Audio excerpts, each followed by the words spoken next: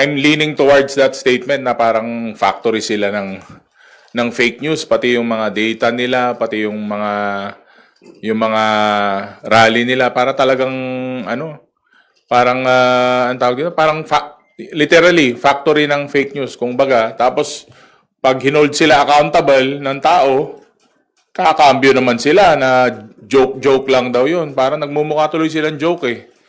So, ewan ko, parang ano bang tawag mo doon sa hari na father faker? Father ng mga fake news, ganun, mother faker. Hindi ko alam kung paano tatawag natin sa kanila. Father faker, mother faker, o anong tawag sa mga anak nila? Fakerist? Ganun? Oh, para mga ganun yung dating nila, para mga super villains. Ewan ko ba? Ano nakukuha nila sa pag-imbento ng fake news saka paninira sa lalong-lalo na sa House of Representatives. Concerning FERD statement pa rin po kasi last week meron yung na-file nga ni General Torre na sedition kasi yung threat sa senador. Ngayon naman towards the administration, may nakikita na po ba tayong pattern na tingin niyo po alarming na with their campaign?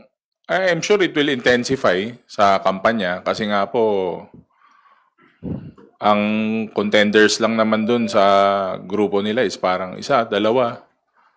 Yung iba, yung mga bira ng bira sa presidente, sa House of Representatives, sila yung mga number 50, number 40. Kumbaga sinasakyan nila yung kasikatan ng presidente sa kanang nagagawa niya eh.